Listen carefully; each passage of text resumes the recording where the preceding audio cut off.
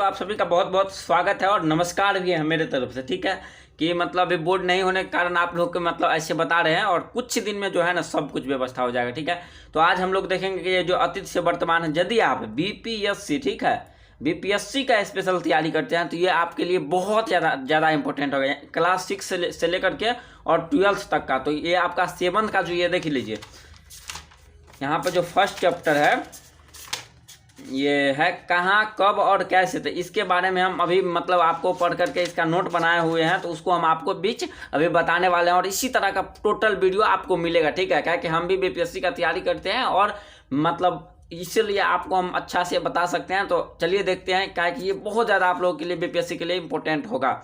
देखिए इसमें main point को हम यहाँ पर नोट किए हुए हैं।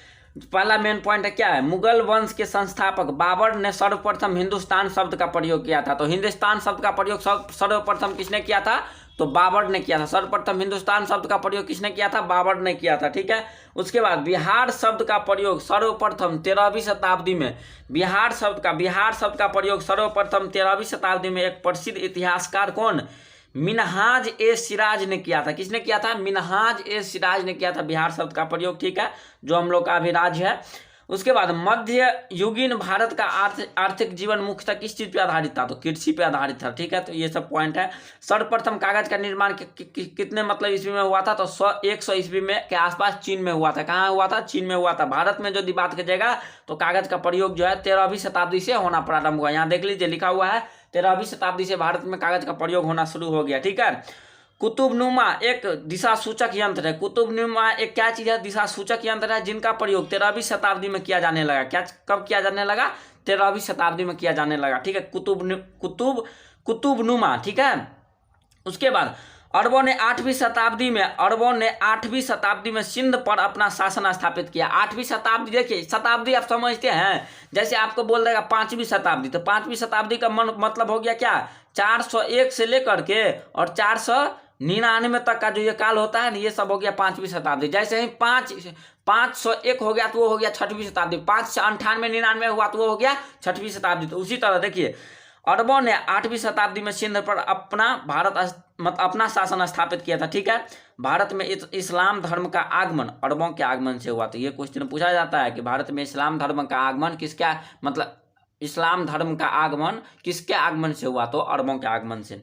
इस्लाम धर्म को मानने वाले को मुसलमान कहते हैं। ठीक है, मुसलमान कुरान शरीफ को अपना धर्म ग्रंथ मानता है। तो आपसे पूछा जाएगा कि मुसलमानों का प्रसिद्ध मतलब ग्रंथ कौन है, तो वो हो जाएगा क्या, कुरान शरीफ और पथ प्रदर्शक मानते हैं उसको। ठीक है, गंगा जमुनी संस्कृति का क्या किसको कहते हैं, देखिए जब तुर्की अफगान ईरानी और जितने भी मुगल मतलब विदेशियों का जब भारत में आगमन हुआ ना, तो क्या हुआ, तो यहाँ का रहन सहन खान पीन सब कुछ में क्या हो गया, पहनावा सब कुछ में क्या हुआ, परिवर्तन हुआ। तो ये सब जो परिवर्तन एक साथ जो मिल गया तो उसी को क्या बोले, गंगा जमुनी संस्कृति। देखिए तुर्क अफगान ईरानी और मुगलों के भारत आने से यहाँ के रहन सहन खान पान आदि सभी मिश्रित हो गए, उसे ही गंगा जमुनी संस्कृति कहते हैं। चलिए आगे देखते हैं।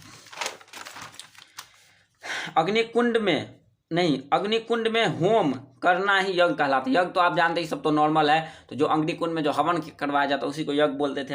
वैष्णव संप्रदाय का भारत में फैलाव गुप्त काल से हुआ। ठीक है, देखिए तो पूछा जाएगा कि वैष्णव संप्रदाय का भारत में मतलब फैलाव किसके शासनकाल यानी किसके कारण हुआ, तो वो गुप्त काल के समय हुआ। ठीक है, कृष्ण की रासलीला विष्णु संप्रदाय में सबसे बड़ा महत्व है। ठीक है, सबसे बड़ा महत्व है विष्णु संप्रदाय में कृष्ण का जो रासलीला है उसका। दक्षिण भारत के चोल शासक अपने भव्य मंदिर के निर्माण के लिए जाने जाते हैं। राजाओं के दरबार में लिखने व पढ़ने वाले कार्य कौन करते थे, कायस्थ जाति करते थे। कौन करते थे, कायस्थ जाति। तो राजाओं के दरबार में लिखने व पढ़ने का कार्य कौन करते थे, कायस्थ जाति। चेरों के द्वारा शाहाबाद, सारण, चंपारण, मुजफ्फरपुर एवं पलामू जिलों में शक्तिशाली राज्य की स्थापना किया गया। चैनपुर यानी शाहाबाद जिला में पड़ता है, चैनपुर पर बाघमल नामक चेरो सरदार का क्या था, कब्जा था। चैनपुर पर बाघमल नामक चेरो सरदार का कब्जा था।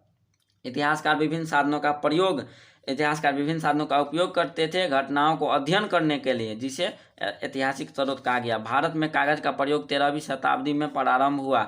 अभिलेख एक पत्र की तरह होता था जो प्रायः पत्थरों, चट्टानों और ताम्रपत्रों पर लिखा जाता था। ठीक है, अभिलेख जो है आपका मतलब कठोर वस्तुओं पर लिखा जाता था। ठीक है, फरमान क्या है? फरमान नहीं, आप मूवी वूवी देखते होंगे राजा महाराजा वाला, तो वहाँ पे बोलता है कि फरमान आया है, फरमान आया है, यानी क्या? राजा का आदेश आया है। तो राजा द्वारा आदेश पत्र को ही फरमान कहा जाता था। ठीक है, आधुनिक पटना में स्थित खुदा बख्श ओरिएंटल लाइब्रेरी जो भारतीय इतिहास को जानने व समझने का प्रमुख स्रोत है।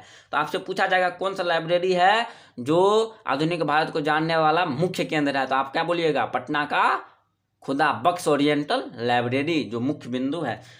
अब यहाँ से देखिए, ये सब बहुत इंपॉर्टेंट है भाई लोग, ये सब बहुत इंपॉर्टेंट है, तो ये सबको याद करके रट लीजिएगा। ठीक है, राज तरंगिणी, तो राज तरंगिणी क्या है? इसमें कश्मीर का इतिहास है। क्या चीज़ का? कश्मीर का इतिहास है।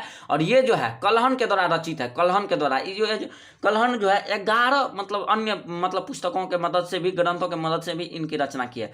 कल्हण द्वारा रचित एक संस्कृत ग्रंथ है। क्या चीज़ है?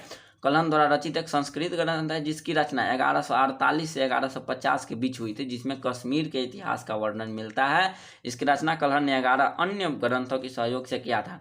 तहकीक ए हिंद, इसी को तारीख उल हिंद भी कहा जाता है। ठीक है, तो यहाँ पे देखिए दोनों में कंफ्यूजन नहीं रखना है। यहाँ पे देखिए तहकीक ए हिंद और तारीख उल हिंद, यानी दोनों के अंत में क्या है? हिंद है। तो इसके रचना एक ही आदमी, दोनों एक ही बात है। तो इनकी रचना जो है आपका अल बेरूनी ने किया था। और इसमें उस समय के समाज में, यानी प्राचीन जो 13वीं 14वीं शताब्दी था, उस समय के समाज का वर्णन है, रीति रिवाज का वर्णन है। किसमें? तहकीक ए हिंद, उसी को तारीख उल हिंद भी कहा जाता है। मिनहाज उस सिराजकृत तबकात ए, मिनहाज उस सिराज कृत तबकात ए नासरी में मोहम्मद गौरी एवं गुलाम वंश के शासन का विस्तृत चर्चा है। आगे देखिए, तारीख ए फिरोज शाही, यह जियाउद्दीन बरूनी की रचना है। तारीख ए फिरोज शाही जो है ये आपका जियाउद्दीन बरूनी की रचना है, जिसमें तुगलक वंश के राजनीतिक घटनाओं का शासन, प्रबंध एवं सामाजिक स्थिति का वर्णन मिलता है। किसमें? तारीख ए फिरोज शाही में। अबुल फजल, अब देखिए अबुल फजल, तो अबुल फजल जो है अकबर के देखिए यहाँ पर नहीं लिखा है, अकबरनामा नामक ग्रंथ लिखा था। देखिए अबुल फजल जो है बाबर की आत्मकथा तुजुक ए बाबरी का फारसी भाषा में, देखिए तुजुक ए बाबरी तुर्की भाषा में लिखा हुआ था, उसको फारसी भाषा में अनुवाद अबुल फजल ने किया था अकबरनामा के नाम से। तो यहाँ पर देखिए अबुल फजल ने अकबरनामा नामक ग्रंथ लिखा, जिससे अकबर के शासनकाल का प्रशासन एवं राजनीतिक स्थिति का विवरण मिलता है उसी में। ठीक है, अब देखिए अकबरनामा यहाँ देख रहे हैं, ये नामा, तो ये नामा शब्द का प्रयोग सबसे पहले अबुल फजल ने अकबरनामा नामक ग्रंथ में किया था। आगे चलिए देखते हैं।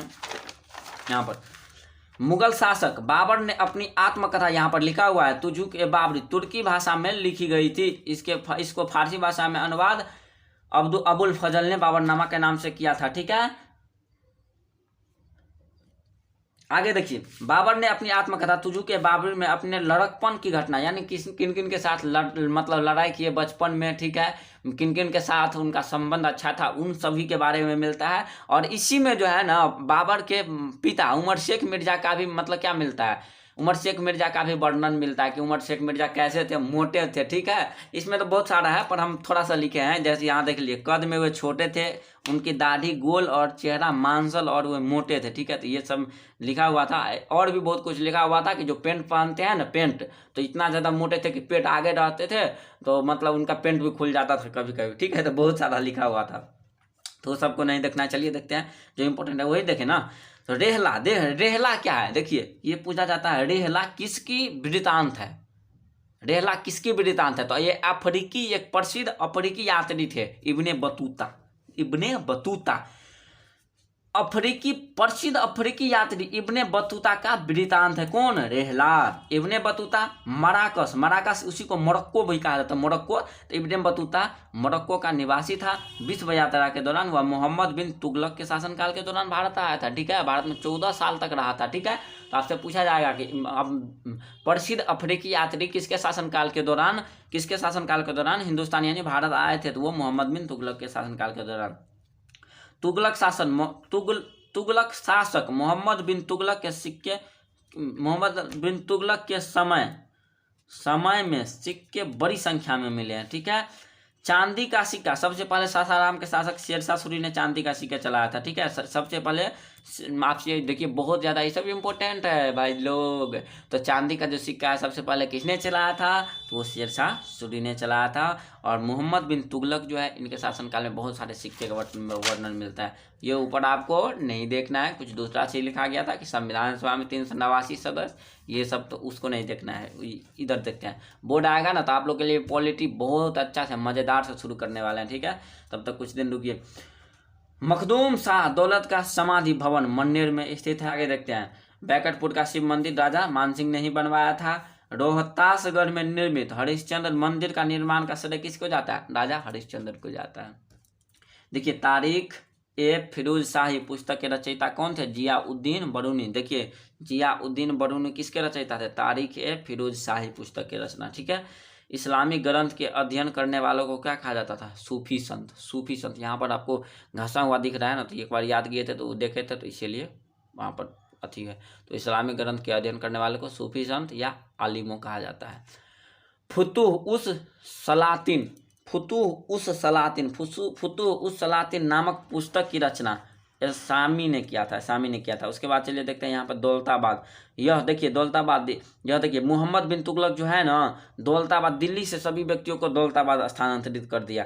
यह उत्तर और दक्षिण भारत के मध्य में पड़ता है। यहाँ से पूरे भारत पर शासन किया जा सकता है, यानी मध्य में पड़ता है तो शासन करना क्या हो जाएगा, शासन करना आसान हो जाएगा। इसी कारण बस बादशाह मोहम्मद बिन तुगलक ने इसे अपनी राजधानी बनाया। तो आपसे पूछा जाएगा कि दौलताबाद को किसने अपना राजधानी बनाया था, तो मोहम्मद बिन तुगलक ने। उसने दिल्ली के समस्त जनता को दिल्ली से दौलताबाद जाने को कहा और बहुत सारा अत्याचार किया। जो मतलब दिल्ली से दौलताबाद गया उसको बहुत सारा धन मिला, और ये खुलेआम कह दिया कि यदि आप दौलताबाद नहीं जाएंगे तो आप दौलताबाद जब वहाँ नहीं मन लगा, जब दिल्ली आने लगा तो बोला कि आप जब दिल्ली जाएंगे तो आपको सबका सर काट दिया जाएगा। सबका सर काट दिया गया। देखिए ये हो गया। अब इसके अगले वीडियो में अगले का पार्ट का मिल जाएगा। तब तक के लिए नमस्कार, मिलते हैं अगले वीडियो में, तब तक के लिए जय हिंद।